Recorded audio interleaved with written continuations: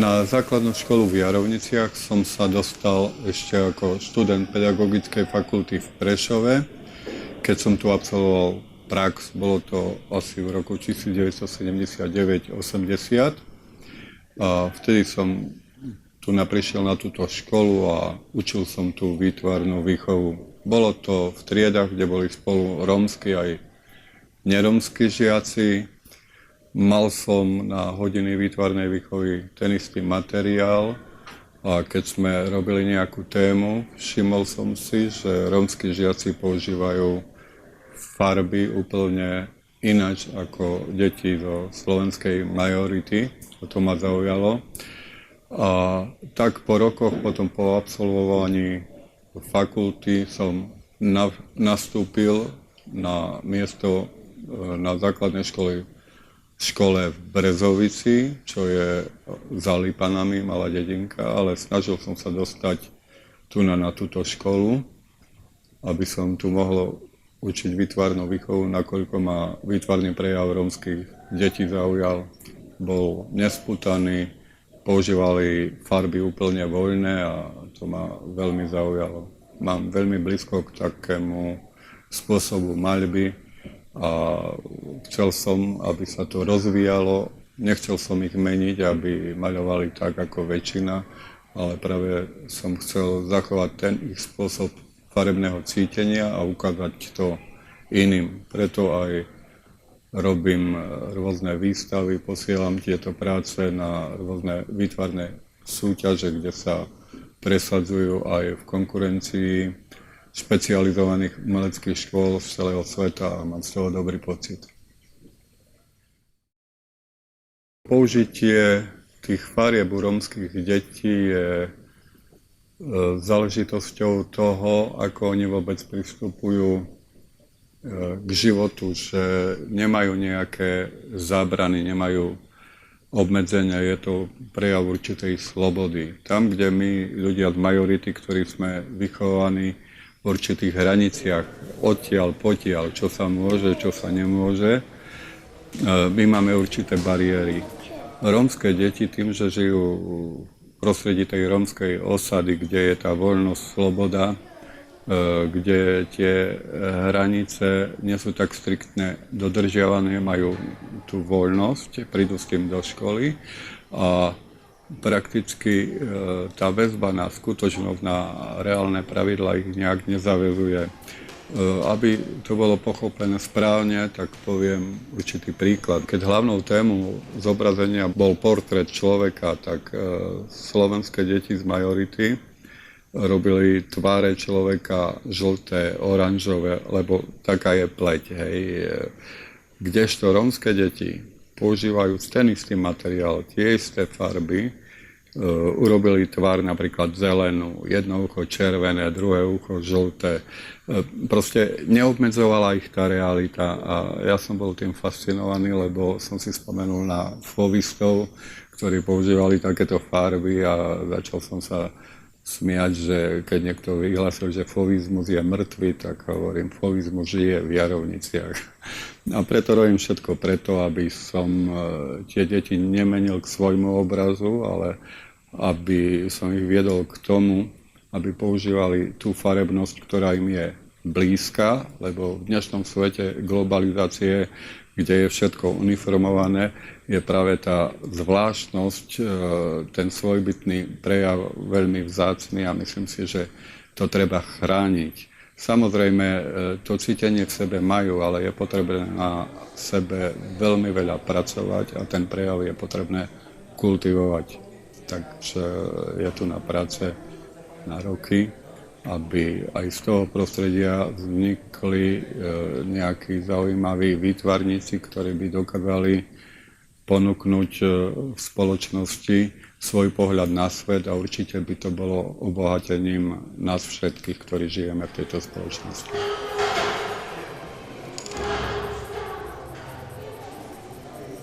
Tak výber motivov to je väčšinou na učiteľovi, nakoľko urobil som aj taký pokus, že na začiatku školského roku som im dal voľnú tému, nech si maľujú čo chce, ktorý autor, aby si sám vybral to, čo chce a tie námety neboli nejak veľmi zaujímavé. Skôr prešli na zobrazovanie kvietočkov, stromčeka. Nejak ich to nebavilo, že tu navidím veľkú úlohu v tom, kto motivuje tie deti k tvorbe a učiteľ musí prísť pripravený na hodinu a práve tým verbálnym prejavom na úvod hodiny by mal deti zaujať. Ten výber tém ja osobne robím taký, aby to deti zaujalo. Pre mňa ako učiteľa je prakticky jedno, či budú zobrazovať ako kreslia na hodine na výtvarnej výchovy, alebo ako sa zúčastnili doma nejakej hostiny, alebo boli niekde na trhoch. Všade sa rieši ten istý problém. Je to pohyb ľudských podstav, priestorový problém.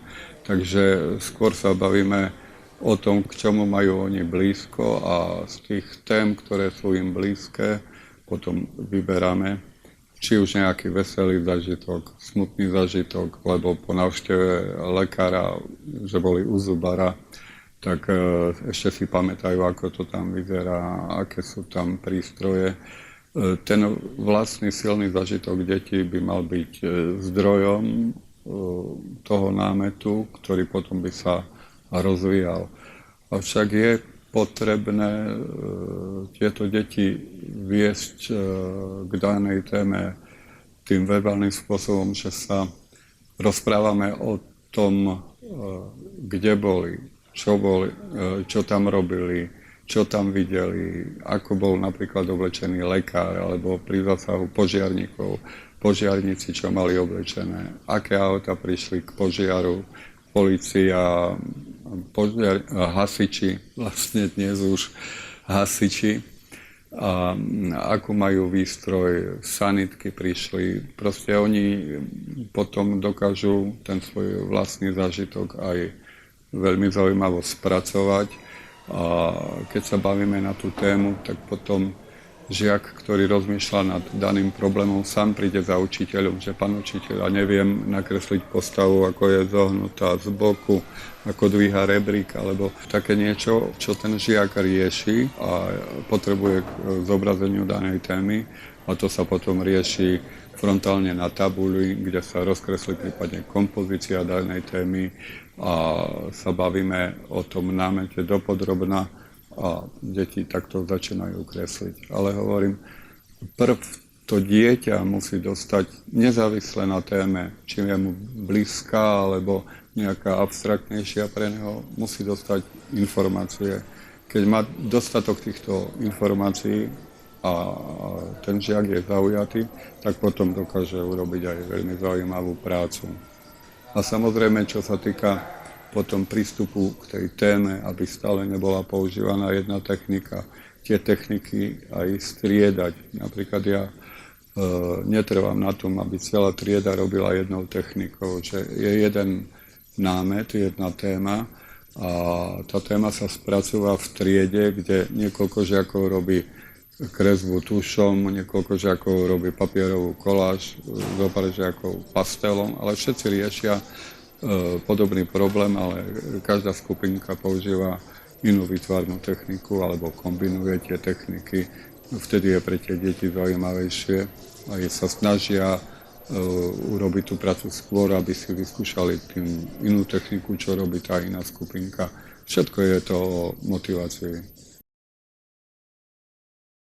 Ten farebný prejav som spomínal, že ma zaujal ešte ako študenta pedagogickej fakulty.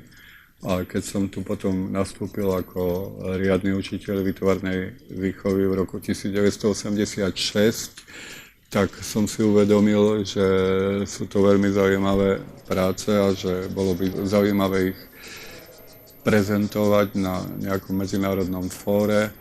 Tak spočiatku som oposielal tu na okresné súťaže krajské a neskôr to boli medzinárodné súťaže, myslím, že Alšova zemia, Lidická ruže v Českej republike. A potom som sa dostal k informáciám o medzinárodných súťažiach v Indii, napríklad v Maďarsku tam bola a robí sa, myslím, ešte stále výtvarná súťaž Zahanka, Šankarová súťaž v Dili v Indii, v Japonsku, japonská televízia robila veľké súťaže, tam sme obosielali práce. No a na tom je zaujímavé to, že čo sa týka tých výtvarných prác, tak to, že to robili rómske deti, o tom viem ja ako ich učiteľ, ale tí ľudia v žúri, v porote, ktorí to posudzovali, mali len informáciu, že je to chlapec alebo dievča zo Slovenska, lebo národnosť tieto deti majú Slovensku. Ja si nemôžem dovoliť meniť národnosť na rómsku. Prakticky každý návštevník základnej školy v Jarovniciach, keď vôjde na túto školu, zbadá, že sú tu na rómski žiaci. Ale ja si nemôžem dovoliť napísať, že sú to rómski žiaci, lebo majú národnosť Slovensku. Tam sa do tých údajov píše vždy národnosť. Tí členovia poroty majú dostupné informácie o pohlaví dieťaťa, veková kategória a národnosť. Veľmi ma teší, že napríklad v konkurencii špecializovaných umeleckých škôl, súkromných škôl do západnej Európy sa dokážu práve svojím netradičným poňatím, svojou netradičnou farebnosťou, tým prístupom k téme sa dokážu tieto práce presadiť, tak mám z toho veľmi dobrý pocit. A toto mi dáva zase silu sústrediť sa na ďalší rok, obosielať ďalšie súťaže, lebo pokiaľ zistím, že je niekde nejaká súťaž, ktorej sme sa ešte nezúčastnili, snažím sa to obosielať a sú to súťaže na rôznych kontinentoch a tá reakcia tých porôd je podobná. Zaujíma ich tá farebnosť. Hovorím, že určite to nie je farebnosť detí zo strednej Európy. To nie je farebné cítenie českých, slovenských, poľských, maďarských, ukrajinských detí. Ja si myslím, že tí Rómovia, ktorí žijú v súčasnosti tu na Jarovniciach, aj keď sa tu narodili generácie, tu na už žijú, ale majú v sebe zachovanú tú farebnosť, ktorú máme možnosť vidieť, keď listujeme knihu Dejiny umenia a pozeráme farebnosť tých indických chrámov. A to je tá farebnosť, to sú tie farebné kombinácie, ktoré tie deti v sebe majú. Hovorím, to nie je farebnosť mňa, lebo ja som príslušníkom inej skupiny, ináč to cítim. Ja aj ako výtvarník, keď kreslím, nikdy nepoužijem také farebné kombinácie vedľa seba ako tieto rómske deti. Takže majú to v sebe. A pre mňa je to malý zázrak, lebo keď si pozriem prostredie, v ktorom tie deti žijú, ktoré z mojho uhlu pohľadu je sivé, je tam špina, je to demotivujúce prostredie rómskej osady. A keď ich mám na hodine výtvarnej výchovy, dám im farby štetce, tak naraz ten svet, ktorý v sebe majú, je plný farieb. Rozkvitne. Je to veľmi plnofarebne, plnokrvný život. A poznám život reálny v osade, ktorí žijú a to, čo vidím na výkresoch, je úplne iné. Takže to je pre mňa malým zázrakom a preto chcem toto zachovať a preto robím s tými deťmi. Teraz zase polož to a môže s tým červeným pomedzi to, hej? No, deti za tie roky získali množstvo ocenení na rôznych súťažiach u nás na Slovensku, v zahraničí, na súťažiach, ktoré sú každoročné na Bienále, na Triennále, ale získali aj mimoriadne ocenenia v krajinách, kde som to vôbec nečakal. Hej, napríklad veľmi zaujímavé ceny prišli z Iránu, dostali prekrásne perské koberce, deti ako ocenenia. Neviem, či si same tie deti, ktoré dostali tieto ceny, uvedomujú hodnotu týchto ocenení, ale pre mňa ako učiteľa nemá hodnotu tá medaila, ten diplom. To ma len poteší, že je tu nejaký konkrétny výsledok, že tá práca nebola zbytočná. Ale to, čoho si najviac vážim, je to, čo nemôžem vystaviť do vitrinky, čo nemôžem pripnúť medailu niekde na ukážku, je to, že za tie roky, ktoré som tu je aj konkrétne matateľný dôkaz mojej činnosti, že to malo zmysel a je to jeden mladý muž, ktorý ďalej išiel študovať na strednú umeleckú školu, ktorý bol ochotný aj napriek tomu, že ostatní jeho spolužiaci pasívne sedeli v osade, hrali karty, fetovali, žili si zahaličným spôsobom života. Bol ochotný každé ráno vstávať, cestovať do Prešova, kde študoval umeleckú školu, ktorú skončil v odbore rezbára. Takže mám jedného absolventa strednej umeleckej školy a mám z toho veľkú radosť. A čo sa ešte podarilo, je to, že tento mladý muž sa dostal k nám na základnú školu. Je to Martin Kaleja Janov a v súčasnosti pôsobí ako rómsky asistent na tejto škole. Snažím sa ho zapájať do činnosti na hodinách výtvarnej výchovy a snažím sa ho aj tlačiť k tomu, aby na sebe pracoval. Som rád, že vidím, že pokračuje aj v drevorezbe, vytvára rôzne sošky, reliefy, kreslí, maľuje a bodaj by takýchto žiakov bolo viacej. Tak to je ocenenie, beriem to ako ocenenie mojej práce, ale hovorím, nie je to medaila, nie je to diplom. Ja tu nie som kvôli medailám a diplomom. Ja som tu kvôli tomu, aby viacej mladých ľudí po absolvovaní tejto školy išli ďalej pracovať, aby z nich niečo bolo.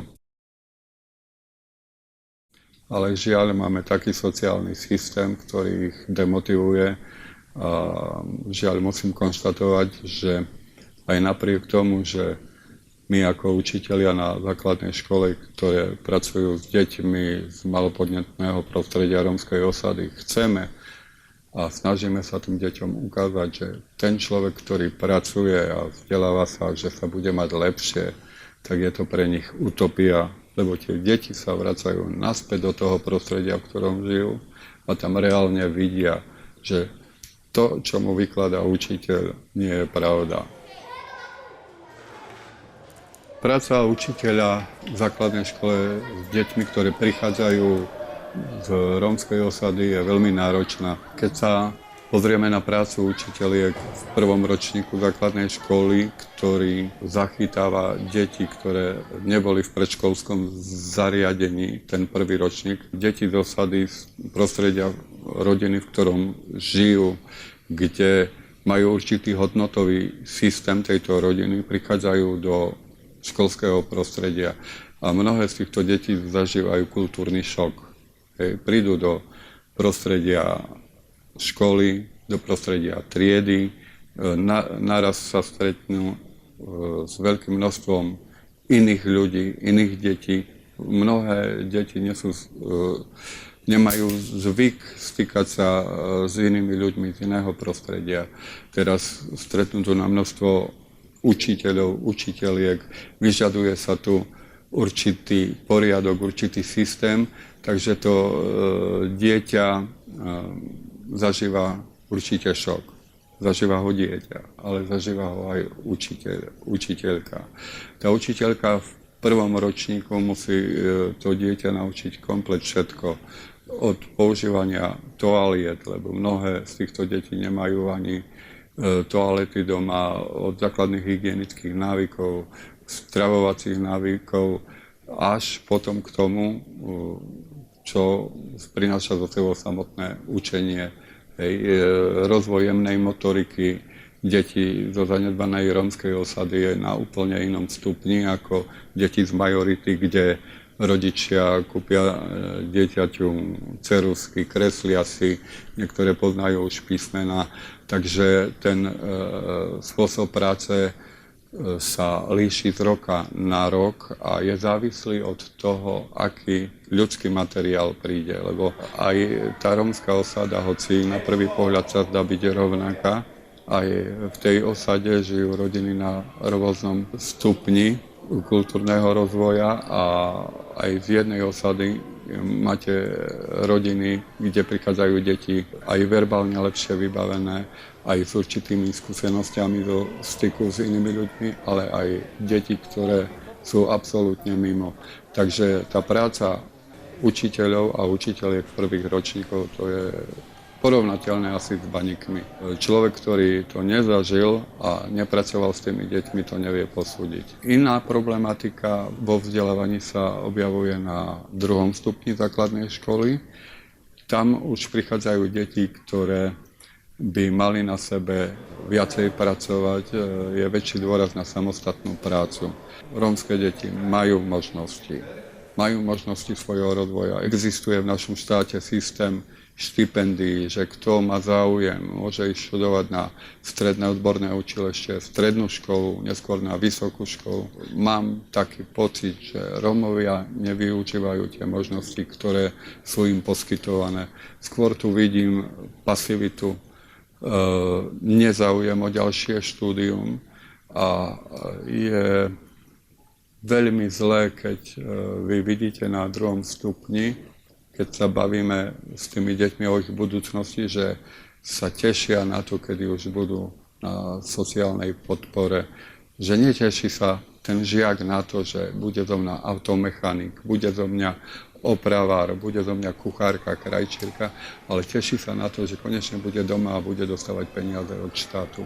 Myslím si, že to je chore a to je potrebné zmeniť. A aj napriek veľkej snahe učiteľov na základnej škole, ako na 1. stupni, na 2. stupni, realita je taká, že verbálne oni prejavujú, áno, chcem ísť študovať, chcem ísť pracovať, keď prídete, rozprávate sa s nimi, ale keď príde čas vypisovania prihlášok na ďalšie štúdium, tak málo kto dá podpis na to, aby išiel ďalej študovať, alebo aj keď majú schopnosti na školy, ktoré by skončili maturitou, tak si vyberú len 2-ročný učebný odbor v mieste trvalého bydliska a po absolutóriu tohto odboru potom sa stanú poberateľmi podpor.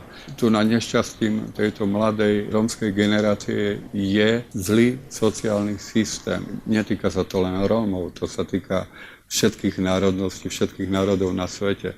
Človek, ktorý ráno vstane, preloží slámku cez slámku, by mal dostať viacej ako ten, ktorý len leží a pasívne pozerá do plafónu. Ja svoju budúcnosť vidím na tejto škole, lebo aj napriek tomu, že za tie roky som mal už rôzne ponuky, mal som možnosť pracovať prakticky aj na strednej škole, na vysokej škole. Mohol som kľudne odísť, ale vrátil som sa vždy do Jarovníc, mám 56 rokov.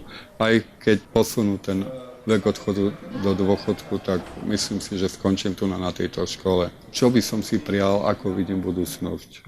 Prijal by som si, aby som to v zdraví prežil, aby som nedostal infarkt, aby ma nevynesli z tejto školy a aby